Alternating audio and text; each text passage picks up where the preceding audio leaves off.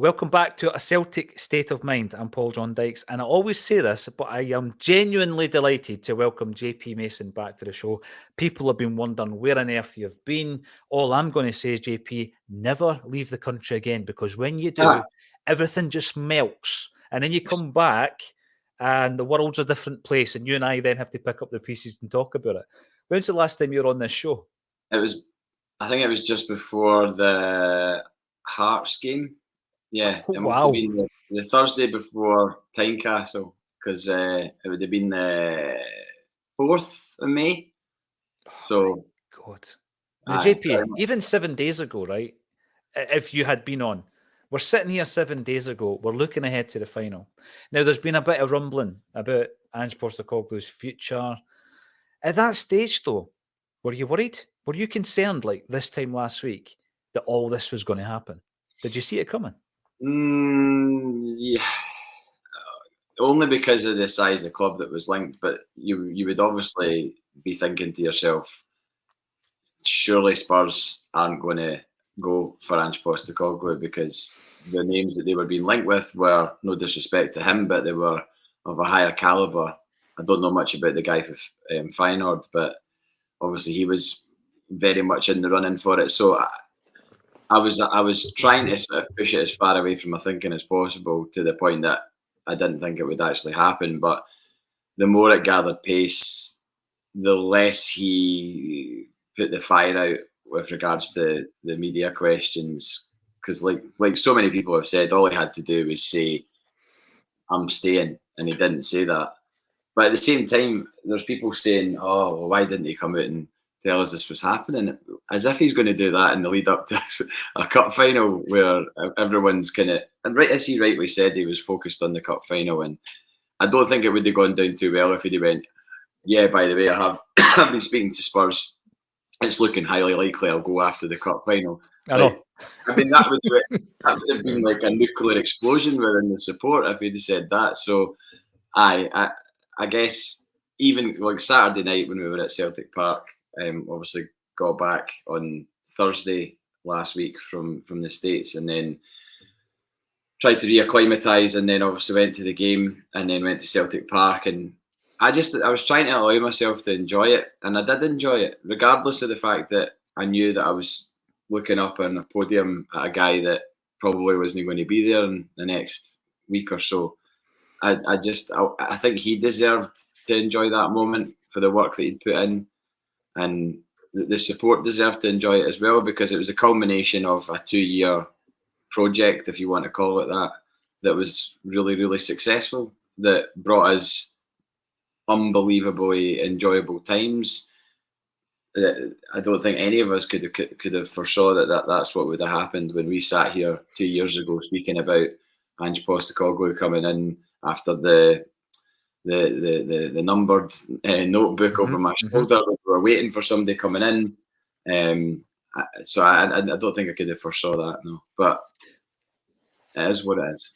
It is, and we're going to deal with it, because there was an interest. Everybody has looked at every nuance of the press conferences, and they're trying to date and timeline. You know this, JP. Generally speaking, when it comes to football, we learn things after the event. We learn things from the extensive interviews that people give. Sometimes if they write a book, we learn things after the horse is bolted, unfortunately, as football fans. And there's been a lot of chat leading up to where we are just now around the character of Ange Postecoglou and the fact that he is deemed a mercenary and this and that. Listen, I get it. This is an emotional game that we're involved in, JP. And I just want the best for Celtic at all times. And when somebody does that to you, you take it personally. As a Celtic fan, you actually take it personally. And I think with Ange, it's like you say there, right? Leading into that cup final, his focus 100% is on keeping the team focused, right? Bear in mind, we've had a wee wobble since you left, because as I say, you've left the country and everything went belly up. We won against Hearts at Tynecastle. That's true. That is true. And I think that, if he had known at a certain time, and obviously you can have your theories. I'm talking about Scott Munn being announced at Spurs at the beginning of April. Maybe that's when Ange Postecoglou appeared on Spurs' radar. I'd be surprised if he was on the radar before then, JP. And it's obviously developed over an unknown period of time. But even if he had known, and only he and his agent and probably his wife knew, right? He's going to be different when he goes into his work. He's going to be different on the training park. He's going to be different in the dressing room, because only a psychopath can switch off their emotions. So maybe it's been picked up by the players. I don't know, but perhaps we're looking too much into it. I want to have a look at obviously what you have missed since you've last been here. And I say that with the full knowledge that you might have missed a few things, but what you've gained in your time away has more than made up for it, JP. And I make no excuses in advance for having a wee chat about what you've been up to over the last few weeks. But we also need to focus on where do we go next? Because a lot of the last week has been on how did this happen? How do you feel?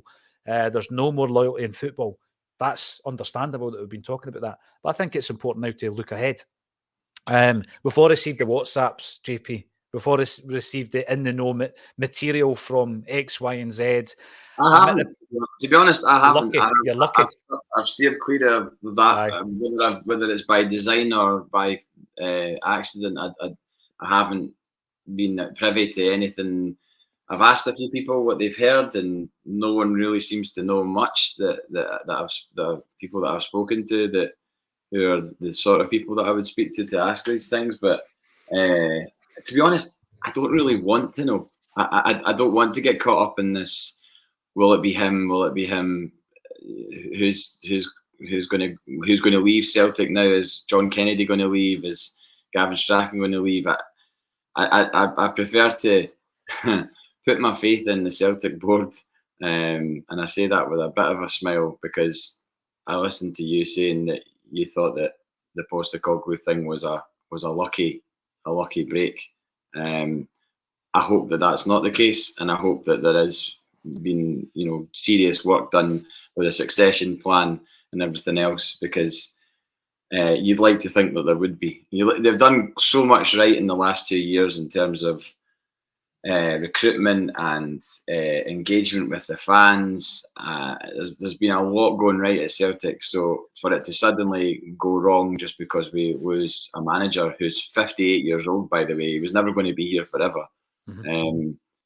Not that I'm ageist or anything, but I mean it's a realistic thing. He's in the latter stages of his management career, and we were never going to keep him forever. He's invariably stayed at clubs for 3 years mostly prior to us, so maybe he's just gone a year early. See the thing as well, JP, you're spot on what you say there. He's basically taken a long time to get to European football, and I know he had a brief spell at a Greek club previously, but in terms of coming to European football with maybe that ambition to, I guess, at some point after success, move on elsewhere, and ideally for him to the EPL, and that's exactly what he's got. But let's just say, right, when we were absolutely going for it, all guns blazing a few weeks ago, you were ever to suggest that, it would have been, wow, battened in the hatches, because people would say, how dare you, you're trying to get rid of Ange. But if you were realistic about it, what you've just said there should really have been in our minds all along, but it isn't, because when you're winning games, you think it's going to last forever. You're looking ahead to the Champions League campaign next year. You're excited Celtic are going to be winning a domestic clean sweep. So you don't think about these things until after the event, and that's completely understandable. I'm really keen to get people's thoughts on the situation. We've been writing as well as talking about it. We've been writing quite a bit about it on the Acsom blog, which is Acsom.net, if that's your thing. Once you've listened to all the podcasts and you've read all the stuff, you can also tap into what we're doing over on the blog. Our aim with that blog, you've got an aim when you set up a show like this, JP, at the kitchen table all those years ago, 6 years ago actually. Now you've got an aim. What's it going to look like? How's it going to be? What's your kind of vision for it? So for the blog, the big thing for me is I don't want it to be clickbait, chasing the same news stories, because everybody's got access to the news stories, JP.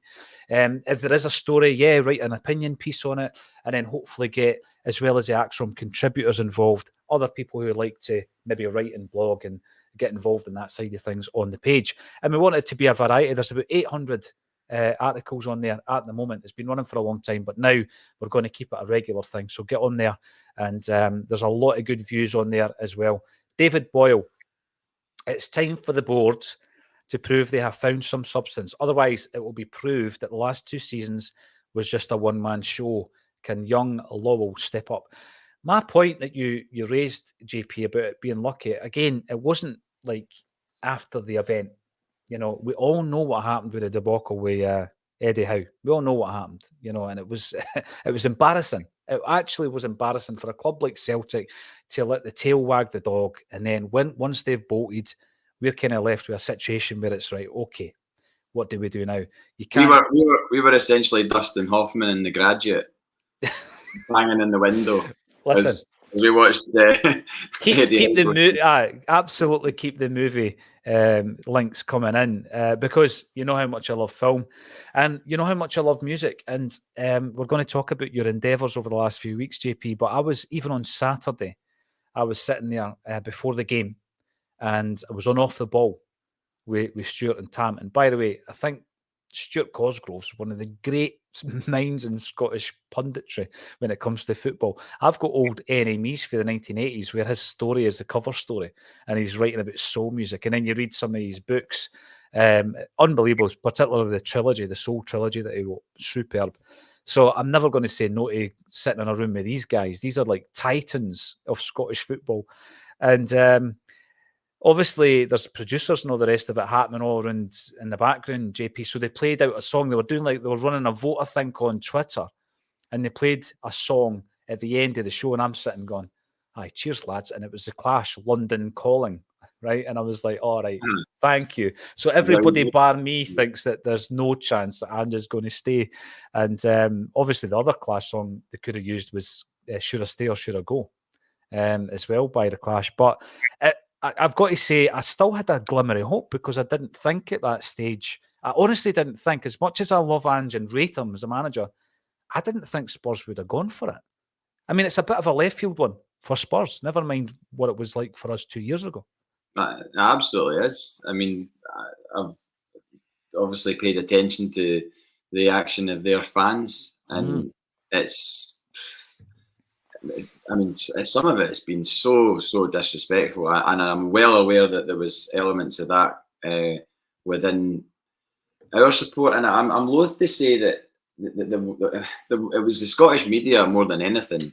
There was obviously people within our support who were maybe slightly disrespectful to him and who he was and his pedigree and everything else. But as he said himself in his I think it was his last press conference as a Celtic manager, when he really decided to sort of get the guns out, he said, you know, I was regarded as a joke when I arrived here. And the Celtic support, for whatever reason, decided to put their collective arms around me and give me that support, which is ultimately what gave him the platform for success, because the support could have turned on him. I remember leaving Armandale, whatever it's called, Tony Macaroni, and I remember leaving that stadium that day going, right, this might not be working. Where the hell do we go from here? We've just got beat off Livingston. I saw a team sort of out of ideas out there. Fair enough, he'd only had one transfer window at that point, but I was genuinely worried at that point. But I didn't get worried to the point that I started throwing knives around randomly and coming on here and talking nonsense about Postecoglou and saying he needed to go and that he was the wrong appointment and everything else. I was more to the point of thinking, well, we've got this guy. It would be insane to rip it up. We need to sort of put faith in him, and I think that's what a lot of people did, which is why. And then again, after the Midtjylland Champions League game, when he was in the airport, I always go back to that in my head as being like one of the moments, or the main moment, really, where I really bought into what he was selling, and that makes him sound. That does make him sound like a mercenary, and I think it was genuine, because the reporter said to him, I used the word catastrophe anyway. That's pretty strong language, mate. I don't know what you're talking about, but for me, this is the beginning of something, not the end. And there'll be people maybe who think that he was acting a part from that point on. I don't see it as that, and I don't see myself as being duped by some sort of WWF style sports entertainment. You know, he was playing this character. I genuinely think that's him. that was only like what, a month into the job, and he was acting like that. So he kept that going throughout his time, and it only got stronger in terms of his contempt for some of the absolutely inane questions that he'd be asked in press conferences by the media, where you could see him just dipping his head and going, I can't believe I'm being asked this, or I'm being asked this again, or I'm being asked this in this way. And if people want to think that was him trying to play the role of some sort of, wrestling manager at the side of the ring, like, it's not. That's not what I saw. I saw someone who was genuinely invested in the job, and just because he's left to go to a far bigger job, it is a bigger job. He's got a lot of work to do in that club, clearly, but he has a lot of tools to do it with in terms of money and the stadium and everything else. But I don't see that. I don't see him moving, then just sort of destroying everything or torching everything that's gone in the past as in his time as a Celtic manager. No, I mean, you make a point there. Those tricky few months or that bumpy ride at the beginning, JP, right? You didn't come on all guns blazing. Some people did. You didn't. I was frustrated at a number of things when we appointed Ange Postecoglou, but most of my frustration was with the board. And at this moment in time, I guess that's why the tagline says all eyes on you kind of thing. This is now down to the Celtic board to make the right appointment. And I think there was a knee-jerk. There had to be an appointment made. We had left it a hell of a long time, not only in pursuing Eddie Howe, but how long we had left John Kennedy in the job as interim manager. Because, I mean, Neil Lennon had gone in the February, and obviously Kennedy took the reins, as it were, right up to the end of that season. And it was a forgettable, let's be honest, it was a poor kind of period of time for John Kennedy, who had been touted again. And obviously is still being backed by his most recent gaffer in the fact that Ange wants to take him down to, I was going to say White Hart Lane, like what you said, Almondville. He wants to take him down to Spurs. But yeah, a lot of the frustration was around the fact that, you know what, we might have appointed somebody who was out their depth at that time. That was the kind of thought process. He proved anybody who had any doubts wrong. And I don't think he played a part either. I think the passion's real. The passion's absolutely real when you've won an important game and you're going around that stadium. And the pounding of the chest, that's real as well, because he does mean it. And you know what? That level of success, JP, if it came as a surprise to us, at no point did I think that it was going to be a surprise to him, because I just thought he always backed himself. It's only now, after the event, he talks about the fact that winning the league was probably ahead of schedule last season. I'm talking his first season. And I'm thinking, wow, it was unthinkable not to win the league in his first season as a fan. And obviously, with all the emotions that are attached to that as well. But we need to move on, and that's what it is. What would you rather? We didn't have the success and the manager wasn't sought after. I'd much rather have had the success. And with that success comes vultures, it comes interest. And that's exactly where we are as a football club. That's going to continue. I think what happens, though, as a fan, is it galvanises me, JP, for anybody else we bring in, safe in the knowledge that, you know what, if this guy does well, they are going to be touted. And Ange, and probably Brennan before him, showed that there is that gateway from the Celtics manager's chair to the EPL. Obviously, we knew that players took that route, didn't we? But I think that with a manager's position, you would use that as a selling point if you were the Celtic board at this moment in time. So when it comes to the point where, that element of the job description is taken into action and then the guy leaves, you've just got to take it on the chin. And I think the board have known for a while. I'm not going to say months, but there's no way that the reason Dermot and Peter Lawwell were looking so glum as we wrapped up a world record 8th treble was because they just found out the news, JP. Yeah. They will have known this for a long time, and you'd hope the wheels are in motion when it comes to a replacement. I know you didn't want to get caught up in too much of the ifs and whats and buts and all this kind of stuff, and I'm a bit the same. I've said this before with speculation. I mean, I couldn't even tell you how many names have been linked to this job. Every day comes a new name, and basically what happens is they know that if they pull a name out, put it on a headline and stick it out there, it's going to get traffic. It's the biggest story, certainly in Scottish football. It's a massive story in British football at the moment that Ange Postecoglou's left. Therefore, they know that that's where the traffic is. And you try to cut through that and say, right, what kind of an appointment are we looking for, JP? Is it more going into this incredible pool of talent, which the City Group obviously can tap into? Is it a point of going back, i.e. Brendan Rodgers, to someone that you know? Is it the point of fighting for somebody who's already there? Because obviously Kennedy is going to be involved in one of these issues. It's almost like another movie you were talking about, Kramer versus Kramer. Is it going to be one of the issues where they're getting pulled in two directions? So what type of a replacement are you looking for as a fan? I actually do really want someone that has a track record of winning. I think obviously I'm aware that Enzo Maresca has been linked, and now that I've experienced a manager who's come in and won a lot out with Celtic, that winning mentality he brought with him to our club. There's no doubt about it. That was instilled in him, and he instilled that in the players. Just this kind of bullish. We're going to batter our way into winning games, which will win us leagues and will win us cups. You could argue that didn't work in Europe. I think if you take each European game in isolation, forensically tear it apart, Alan Morrison style, I think it would be interesting to throw that back in a lot of the people who criticise. I mean, I'm not talking about Celtic supporters. I'm talking about people out with Celtic who criticise Ange Postecoglou for his European record in the last 2 seasons.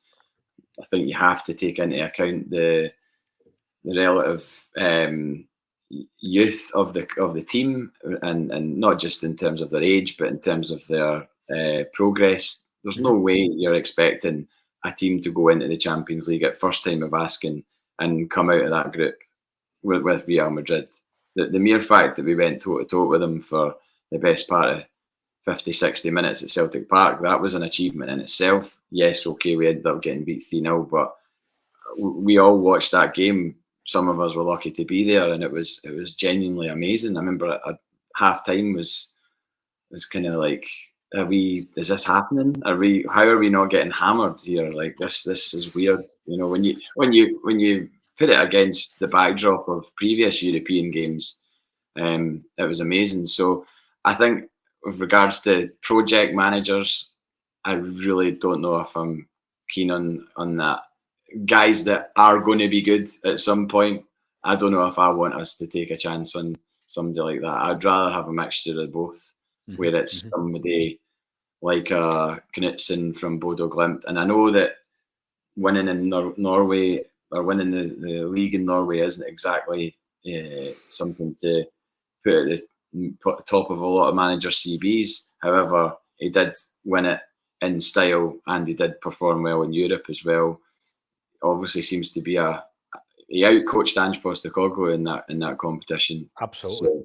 So I'm not saying that's a reason to make him the Celtic manager, but I would have thought that somebody like that would be somebody that I would be considering, and not someone that not someone that hasn't had that body, that doesn't have a body of work, at least as a manager / coach.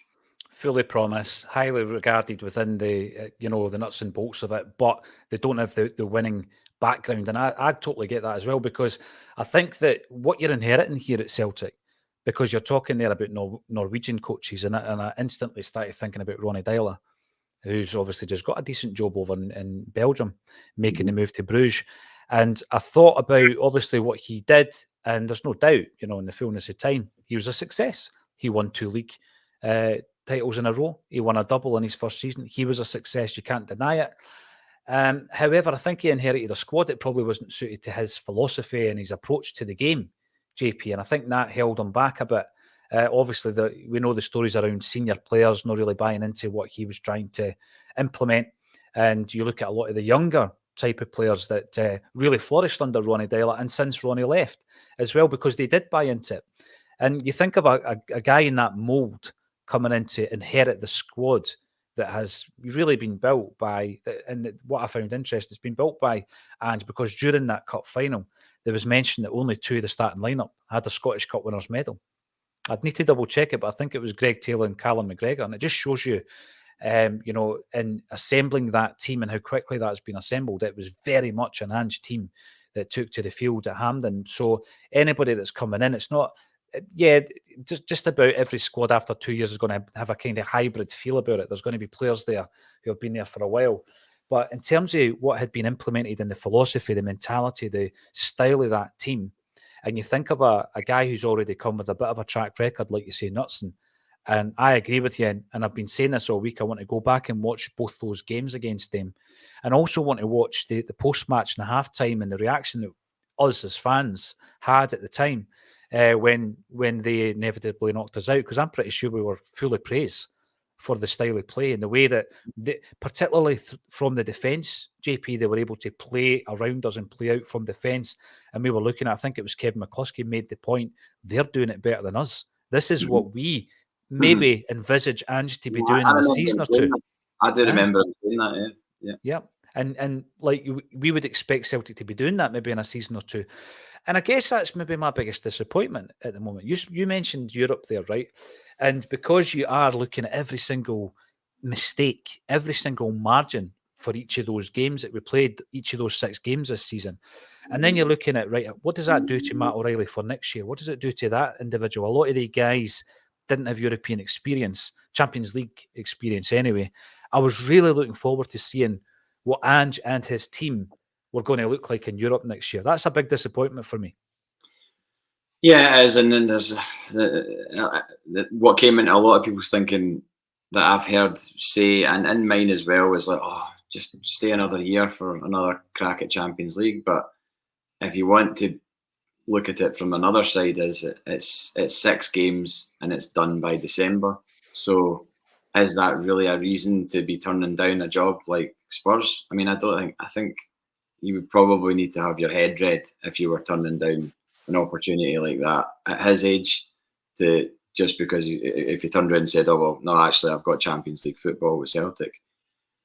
People could argue that would be more appealing than going down to Spurs and really testing yourself, because, I mean, he's going to be tested down there. There's no 2 ways about it. It's just because he's been a success everywhere else doesn't mean to say that it's guaranteed at Spurs. And by the way, I do wish him well there. I want to see him do well, because ultimately it reflects well on Celtic if he goes down there and does well. And in the future, like you said, if it does happen to us again in 2 years' time, a manager was to be successful when we were to lose him to the English Premier League, then so be it. Like, as long as there's succession planning, so be it.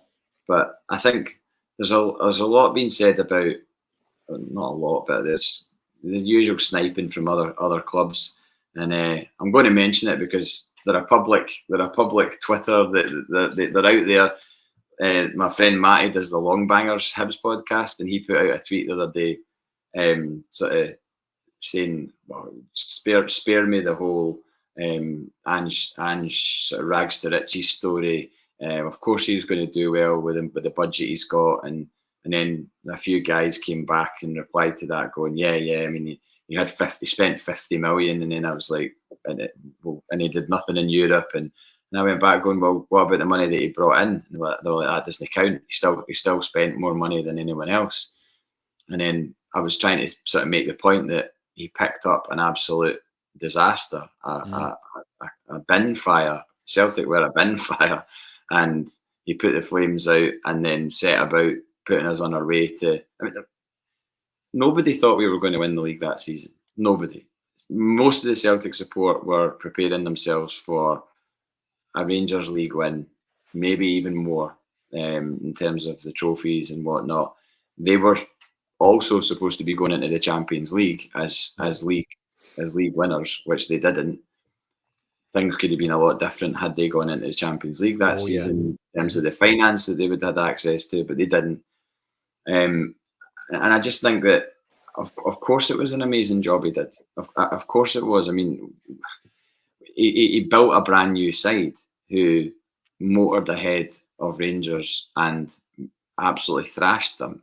I mean, that 3-0 game in the nighttime game, if ever there was a statement of intent by anyone, it was that. You know, don't know what they could argue back at that game. They for all the flimsy arguments that they come up with about losing Gerrard or bad recruitment or anything else. I mean, ultimately, we absolutely battered them 3-0, and that paved the way to that league title.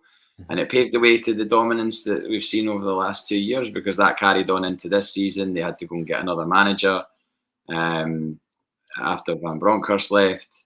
And now, of course, the narrative is that Beale has ran him out of town. What a nonsense. What a nonsense, JP. Hear me that as a narrative to dine out on. I mean, that's just madness. But with regards to where we go from here, it feels like the Celtic board are sitting at a chess table right now, pondering a pretty difficult chess move. And I just hope they're good at chess. I hope so as well. And that's where my concern came in. Lawrence and I had a heated discussion about it, because I mean, when I look at the last 2 recruitment processes, I've not been impressed. I've not been impressed at how they have conducted them, they being the Celtic board. Lawrence pointed out that, but we kept winning trophies, and that's fine, I get it. But I think that there was a moment after Brendan Rodgers whereby that appointment, not necessarily the temporary appointment, by the way, JP, I think that we were in a very difficult situation at that moment in time. And I also don't think that any of the 2 parties have told the full, nuts and bolts of that story. I mean, for example, right, Brendan Rodgers' name has been mentioned. It's been topping odds lists. It's a discussion point. Some say yes, some say no. But when he left the club in the dead of night and all the rest of it, we've heard all the kind of details that have filtered through. What else was going on in the background? Was he prepared to stay any longer? Was he wanting to go there and then? I don't know. But obviously we make up our own minds about it. At that point, I think the club had to act really swiftly to get a steady set of hands on the ship who knew the club, who knew the city, who knew what the job entailed, JP. And Neil Lennon knew what the job entailed. The timing for him was probably the biggest surprise because of where he was, having fallen out with Leanne Dempster at Hibs. At that time, he was still employed by Hibs. He was suspended on full pay, I believe, when he got the Celtic job. So that whole situation, I get it. But it was the summer part of that. It was the job in the shower part of that, whereby a full process should have then gone into action. And we should have really looked at what was out there. How can we continue this great work that Brendan Rodgers has done? Regardless of the nature of his departure, he done a great job, JP, not just on the park. There was that interview with Tierney where Tierney talks about the first time the guys had met him. I don't know if you've seen it. It was on one of the podcasts. Was it the Curry podcast? No, I'm not seen it. Yeah, and he talks about the fact that Brendan Rodgers came in and it was like a presentation. Yeah, and straight away in Scottish football, that type of approach has been slagged off in the past. The Cathro approach, the laptop managers, all this kind of stuff. But Brendan Rodgers gave the squad a presentation on who he was, what his vision was, what his expectations were. Can you show off a six-pack at any point, do you think? Possibly. And then he went into, the profiles of his staff. And Tierney talks about it in a positive sense, going, oh, this is going to be different. This is something we're not really used to at this club. And it was a level, I guess, that a lot of the players weren't used to. But it was frustrating that we didn't continue that on, I think. And eventually the wheels come off the buggy and it crashes when we're going for 10 in a row for a number of reasons. And I just think whatever's been good, let's continue it. Somebody can continue it. But something changed, though, between Neil Lennon and Ange Postecoglou in terms of recruitment and who was in charge of that, because you knew all the patter with Brendan Rodgers towards the end, the I've got about 1 million wingers comment. That is so crucial in the whole thing, because you're like, who was signing the players at that point? Mm-hmm. And did he have a right to be peed off with what was going on at Celtic, to the point that he probably didn't think he was doing anything wrong by leaving to go to Leicester, because he's like, well, I've got no authority here. I'm not in charge of the signings. Players are being brought in under from under my nose, and I'm not having any say in it. So there was elements going on in the background that clearly weren't right. And then when Neil Lennon came in and was obviously given the job full time, there was elements of that going into the COVID season. Yeah. We know that he wanted Ivan Toney. Why did that transfer why was that not completed? We know that he wanted the defender from Sampdoria. Why did that not happen? And why did he get Shane Duffy instead? All these things, they're all huge question marks. So why did it all of a sudden start going right under Postecoglou? Was that because he just went, this is my ball, and you're not getting a kick it? So yeah. I don't know if that is the case. And what is the case now? Now that Postecoglou's gone, what happens now in terms of the recruitment? So if you're going to ask me about Brendan Rodgers coming back, I don't think going back to a club as a player or as a manager is ever really a good idea. And we saw it with Lennon. Lennon's legacy is now very much tainted in a lot of people's eyes. The Barcelona result is kind of painted over a little bit, and his playing career is even painted over a little bit because of what happened in the 2021 season, which is horrible, really, because I know. As someone who grew up with him, played in a European final. Yeah, and played really well, and always played really well for Celtic. I mean, I was a season ticket holder at that time, and as well, and he invariably was a shout for man of the match most weeks. Most weeks, Neil Lennon was close to man of the match for Celtic. Maybe somebody will take issue with that and say I'm talking nonsense, but I remember him being a stick out and a standout performer for Celtic. Always gave 100% and always had that fight about him that he didn't want to lose a game. In the same way Chris Sutton had it as well. There was a bunch of players in that Martin O'Neill team had it. Mm-hmm.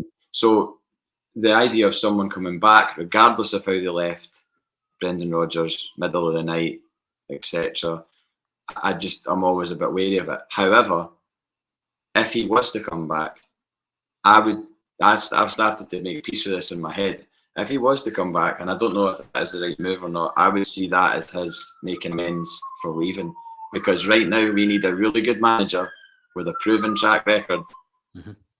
And even if we've only got him for 2 years, he is exactly what we need as a manager. If you strip back everything else about his character, the Danny McGrain story, like all of that, you forget about all of that and just concentrate on the fact. And also, does he have a good relationship with Callum McGregor?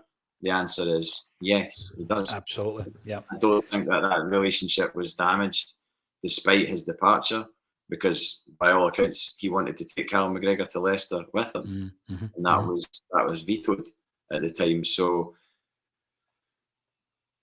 if he was to return, I certainly wouldn't have pitchforks out at Celtic Park's front entrance, put it that way. You're right. Neither would I, but also, like, because of the way it happened, there wouldn't be 13,000 there to greet him either this time round. Probably not. If he was to come back, he's got a lot of winning over to do of the support, I would suggest. But what better way to do that than keep this winning machine going? And I just hope that we don't lose a significant amount of the. I mean, I would imagine that there'll be some players leave this summer, and I think that would have happened regardless of Postecoglou being here or not. I think there would have been players that would have left. Mm-hmm. I just hope that doesn't increase as a result of, like, say there was going to be 2 or 3 players leave. I hope that doesn't become 5 or 6. No, I totally get that. I'm going to run through some comments coming through. Listen, I've not spoke to JP for 4 or 5 weeks or something along those lines, so we will be catching up on what JP was up to when he left and the world started to melt. The world went up in flames, right? To be fair, you're saying that as I was on the flight over to Austin, that was when we were playing them at Ibrox. I watched the game on the flight. I messaged you to say if you got a signal. Send you a picture of the. Did I send you the video or a picture? I can't remember. It was a picture. Yeah. But some of the points you make there, right? Why are we talking about Brendan Rodgers? I hear you ask. Well, you know what? He might not be in the running because let's be honest, and I'm going to put this out there. Nobody knows, right? The real ITK people, it's probably not worth their bother to share that with anybody else. So all the stuff that you do see on the WhatsApps and all this kind of stuff, you take it with a pinch of salt or just ignore it, as JP's kind of been able to avoid it. Because and another thing I would say on that point, if I make a point, JP, let's say on social media, or I make a point on the show, that is what I'm doing, is making a point based on my opinion, based on what I can see, based on my observations. I'm not trying to say, oh, by the way, I know somebody in the club and this is what's coming out. That's not what I'm trying to do at all. So it's about opinions. And if Brendan Rodgers came back, another thing that I would add to that, JP, is the fact that he's ran this race before. Therefore, he knows the pitfalls. Pitfalls being too much control by Peter Lawwell et al. And I'm not having anybody saying, but that's not the chairman's job. Listen, it wasn't the CEO's job either, because that is dealing with all non-football matters. But he made it his job, right? So regardless of his position, he's still Peter Lawwell. He still has a dominant force within Celtic Park. And he would make sure, I'm pretty certain at this stage, he would make sure that if he was to return, it would be on a completely different set of circumstances and terms. I don't mean money. I'm talking control when it comes to players. One player that he probably should have disowned, but he didn't, was Anton Rodgers, who incredibly made an appearance for Celtic pre-season. Don't come with Anton, Brendan, if you do come back. But all the rumours and everything else and all the other names that are coming through over the next weeks, and hopefully it's not going to drag on for longer than that, we will discuss them on here. We will be doing a bit of that because, let's be honest, that is what it's all about. We want to know who's going to be the next gaffer. I know who I would like to be the gaffer. I don't know if that matters in any way, shape or form. Xander Mack, shine on Brendan, running in the 3 o'clock at Hamilton, get on board. Well, let's be honest with you. I don't bet on horses, but if that's gamble responsibly. Gamble responsibly, yes. NPM SEO would be okay with Maresca, but would need an experienced head above him as a DOF. I'm going to go back to what JP said before. I want somebody, and I know it's a cliche, hit the ground running. I don't want somebody to figure out how to win when they're at Celtic. I don't want somebody to come in and improve their win percentage whilst they're at the club, JP. I want them to have that track record. I'm very much like that. And it's no disrespect to Maresca. He's obviously highly rated when you look at what he's doing and what he's done. But I don't want somebody who is trying to build up their own CV simply by coming to Celtic. No, and the thing is, if you rewind back and we watch back these bulletins around about that time when we were looking for a manager, I was open to somebody to be like that because I just saw us as being in such a mess. Because it was the Harkin. It was the Harkin thing, eh? Director of football, Fergal Harkin, yeah. Maresca, yeah. I was allowing myself to buy into that as an idea because I thought we're in such a mess. We might as well be someone's project because there didn't seem to be any obvious candidate until. Because when the Eddie Howe thing went by the wayside, or before Eddie Howe was the front runner, when we were talking about all sorts of folk like Maresca and everything else, I was just seen as being like a blank canvas because we were, but fortunately for us, we were a blank canvas for an experienced, winning coach to come in and pick up and do something with. Right now, we are a winning machine, and the best person I would have thought to keep that going is a winning manager, as someone who has that same mentality, not a project manager to come in and start tinkering with it and potentially failing. There's no room for failure. We can't have someone just sort of testing the water at Celtic, like you said. It has to be someone that maybe has a mixture of both, or a combination of both. Does And such they're a out there. does such a manager exist? I would say yes, they do. And like I said 2 years ago when we were trying to figure out who was going to be the manager, we are not the people that are paid the big bucks to do that. That's up to them down there, sitting round the table to figure it out. No, you're right. They've got the responsibility. And you see the size of the football club when I wasn't here, obviously, for the celebrations for the league title. I saw the footage. I was a little bit gutted to not be there, but I was in San Francisco at the time, so that kind of took the edge off it. But then I was there on Saturday outside the ground, and you feel that when you're in a situation like that, and it's a historic 8th treble, you feel the size of this football club. You feel. You know that. I mean, I had messages from people going, "Oh, I can't believe," like people that expats, people that support Celtic that aren't Scottish, people saying, "Oh, you were at the ground, it looked amazing," and I was like, "Yeah, it was," and I did feel very lucky to be there, to be able to just walk from my mate's house in Rutherglen. I would actually got a lift, thanks Robbie. We got a lift to the. He's so cynical about podcasts, by the way. He's probably not even watching. He hates everything. We got, and being there was really, really great. Like, we arrived and the sun was setting in the distance and there was fireworks going off and you could hear the music, and it was just as the players and the manager were coming out onto the podium, and it was just really, really special. And anyone that fires the barb of, "Oh, you know, you must be sick of winning," and all the rest of it. That was my first Scottish Cup final since 2018. I missed 2019 because I was away on tour. 2020 was behind closed doors, and we weren't in it last season. So it's 5 years since I've seen Celtic in a Scottish Cup final. So try telling me that I shouldn't be excited about, whether it's beating Inverness, Cali, Thistle, beating Rangers, beating whoever. We won a trophy. The same trophy that I watched my dad, that game, 1988, watched that game 35 years ago, and that was the start of my love for this football club. And that Scottish Cup, you know, you watch the scenes on Saturday, and obviously it's a different stadium, it's a different time. We're 35 years on, but it's the same trophy, and it means everything to win a cup. So you said something there really, really interesting, because see, when I seen Jota with the Scottish Cup, and it was like almost AI. It was almost like, right, that's the same Scottish Cup that McAvenny, you know, and I started thinking like that. I actually made comment at the time that it's my favourite trophy in Scotland. It's a beautiful trophy, right? Because it's old fashioned as well. But when you look back through the ages, that is it. And it's the passing on of that trophy. And to see Jota with it, it was almost like Jota wearing a retro strip. You love the look of it, but it seems almost out of time. And the Scottish Cup almost seemed out of time. I hope you get what I mean. But when I seen Jota, I did have thoughts like that. And, you know, with regards to where we're going with this, right, there's a couple of things I want to mention.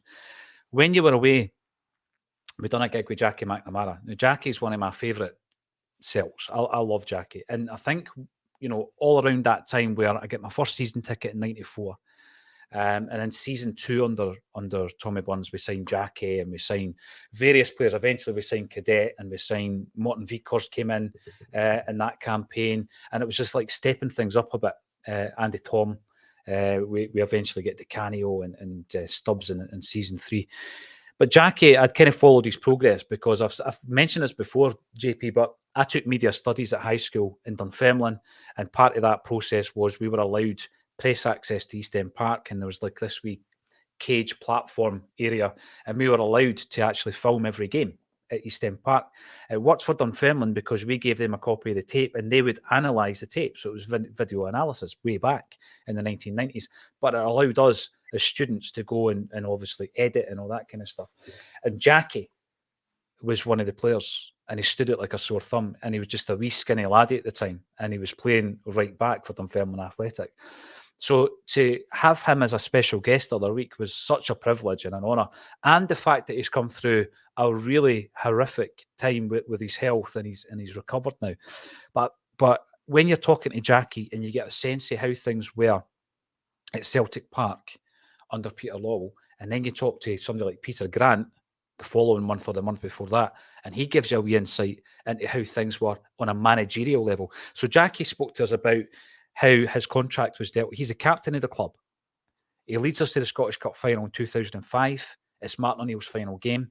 It felt like the end of an era for obvious reasons. It's also Jackie's last game. I know he had the testimonial after that, right? He's a captain of the club, JP, and he's getting offered a 1-year deal, right? And he's getting offered less money for the 1-year deal. It's not like he's 37-year-old and he's like on his last legs. And when you start hearing the way that certain people are treated, be that contracts or when it comes to recruitment, and I'll get to Grant in a minute, then you start thinking, wow, no wonder you left. At the time, you don't want the player to leave because you love Jackie McNamara, he's a club captain, but you start to understand the human element of that and why he was kind of forced to leave. And then, of course, the famous story when he's on his way down to Wolves and he's already agreed and he's promised Glenn Hoddle, I'm going to sign for you. And the reason he signed is because they offered him a longer deal, no more money. He gets a phone call on his way down from Peter Lawwell saying, oh, I said it was a 2-year deal. Jackie goes, no, you said it was a 1-year deal, pal. You know, I'm away, I'm gone. So it was like the way that people are treated, it's on a human level as much as Jackie loved Celtic. Jackie's dad played for Celtic, you know. And then the Granty one was around the players and the recruitment. Now, it was the same guy making the decisions back then, JP. And players were being bought. Not only that, they were being sold. We took the say through Tony Mowbray and Peter Grant, who were the management team. And they were getting told, right? I'm thinking Peter Grant as the manager, not Peter Grant as the player. Yeah, okay, of course. Yeah. And you know, players getting bought and sold from underneath your nose as a manager. And you think to yourself, I never signed up for this. And I'm pretty sure there was an element of that with Brendan Rodgers. I mean, there's no way, and this isn't in the know, this is just observations, he signed Marvin Compere. No way. Didn't have. There's no way he had anything to do with that. He admitted the Shved one. Who else came to the club under his... Oh, it was Shved, wasn't it? I was thinking it was Arzani. Was Shved the million wingers comment? Yeah. Aye, Shved, aye. Yeah. Strangely enough, he ended up playing against us for Shakhtar Donetsk. Bizarrely enough. So you've got to take all that into account. I'm like yourself. I've made peace with the situation.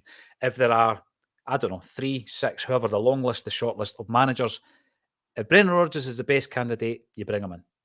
You forget everything else, you bring him in. And he would only come, like I say, if all these assurances are provided in terms of recruitment and control of the playing staff. Scott Mason, the reason I'm bringing this one up, we have got our June and July dates sorted. We've not yet announced the August one, Scott. We do a monthly gig, but there's going to be an announcement next week in relation to how that's going to work. So I will keep you updated and I'll let you know directly as well. Thanks for showing an interest and hopefully we can see you. It's good to know there's another Celtic fan with the same surname as me. No relation. No relation. No, that's obviously controversy. Jay Walk, who's people wanting for the manager? I've been asking all the Acsom contributors this question this week.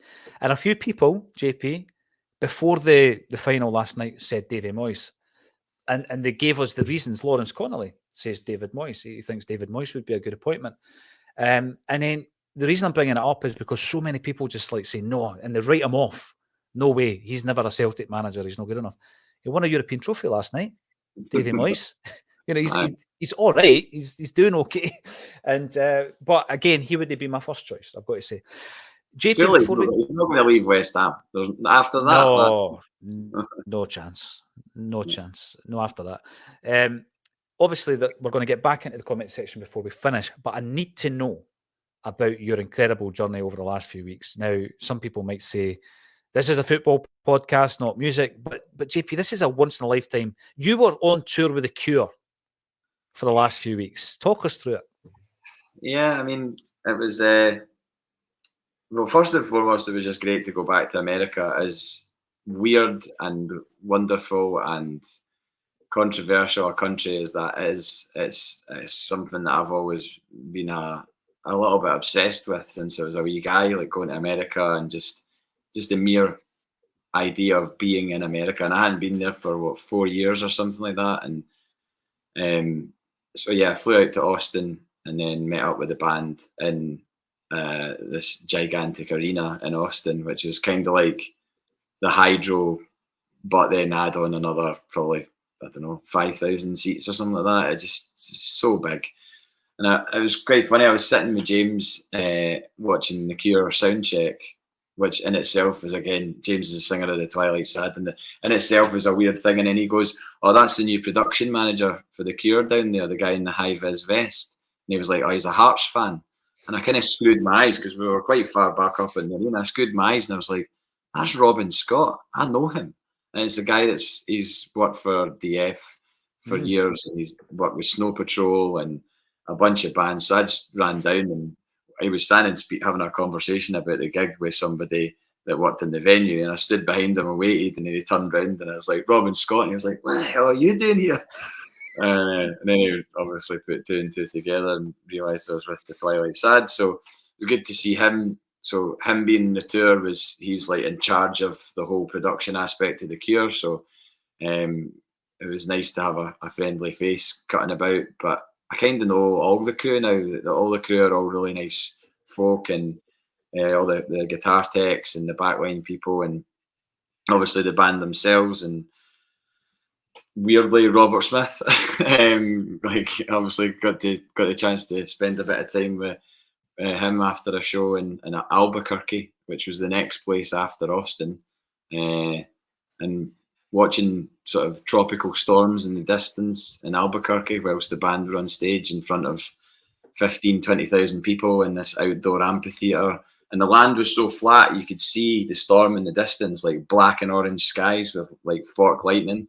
And eventually it came round to us. And for about 5 minutes, it was just like the strongest wind I've ever felt, and like hellish rain. And then within 5 minutes, it was gone. It just like passed through and then went elsewhere. So and then that was in New Mexico. So I went down into the old town in Albuquerque, and it was like the Wild West, proper like saloon bars and all that, like the low ceiling buildings and everything. And then on to Glendale, Arizona, and I had an outdoor swimming pool in the hotel.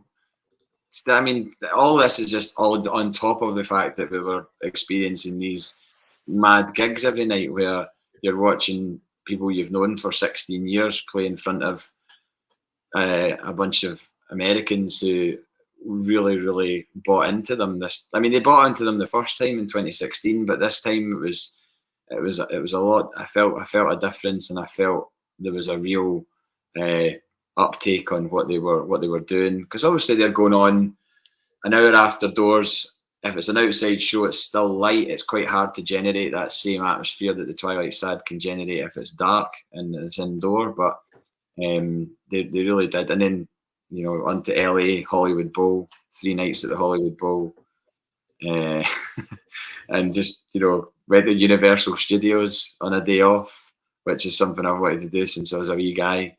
And went on all the all the rides at Universal Studios, which if anybody's been there, then you'll know what I'm talking about. And then on to San Diego, San Francisco, and they're obviously still going now. They're in Minneapolis today, and then they've got 3 nights at Madison Square Garden coming up. And obviously, in an ideal world, I would still be there, but I had a good kick of the ball, I think. So. That's superb. That's superb. JP, I hope you captured loads of images. I know that you do like a photograph. I hope you captured loads of content and loads of images. Yeah. I did. I got a fair bit. It's all up here, but I did get a fair bit. It was just really, really especially after going through COVID and everything else. There was times during COVID I didn't know if I would ever get back to America, genuinely, because of restrictions and all the rest of it. So to get over there and to just simply walk about America was that in itself. I could have done nothing else apart from that. Fortunately, very fortunately for me, I got to do some crazy things on the top of that. But the mere fact that I was there in the first place, it was just a reminder of how big the world is, and that there's other things out there to go and see. And it's not all about Celtic, and it's not all about working day in, day out. There's really great things you can go and see. So yeah, and I was a bit gutted to miss the celebrations on Title Day, but hopefully there'll be more of them in the future. Yeah, and I'm going to turn it into a football discussion, JP, because that's a super segue element of the show. And when you were talking there, I was looking for my favourite picture of Robert Smith. I'm going to bring it up, right, and so that you can see it properly, I'm going to remove that, and then I'm going to bring up this image. I absolutely love this for a couple of reasons, right? It's the front cover of the Melody Maker from 1986, Brilliant. and I love this image. What was that? My favourite year from the 80s, 86. 86? Mm-hmm. Just because of the music, the films, Mm-hmm. that's the year. If I could go back in a DeLorean to a year in the 80s, it would be 86. We'll throw Love Street in there as well. And obviously at that time, on the left-hand side of this Melody Maker, you've got Stuart Adamson. The much-missed Stuart Adamson from Dunfermline, lead guitarist of Skids and Big Country, of course. And he's going for a wee header with Robert Smith. And there's some great other images inside the mag. That's when his hair was at its absolute biggest. It was like huge at that time. And I never ever had him down as a football fan, JP, right? Now, we know that Stuart Adamson was a big Dunfermline Athletic fan, right? Do you know who Smith supports, or you're not allowed to say? Is that part of the kind of like, if it happens on tour, you've got to keep it to yourself? I think it's QPR. I might be wrong in that. I know that Simon, the bass player, is Reading. I think. I think it's not something I've actually thought about too much, but I think that's right. I hope I've not got that wrong, because if Simon is a Reading fan, he's a passionate Reading fan, because he's got the colours on his amp, or at least he used to have the colours on his amp. But Robert Smith invited the Twilight Sad to watch the Scotland-England game. Would have been, I think it was 2016. Did Scotland play England in 2016? That would have been the Lee Griffiths game. Is that right? No, it was the one before that. It was the Wembley one, because it would have been a Wembley and it was the one that they got beat anyway.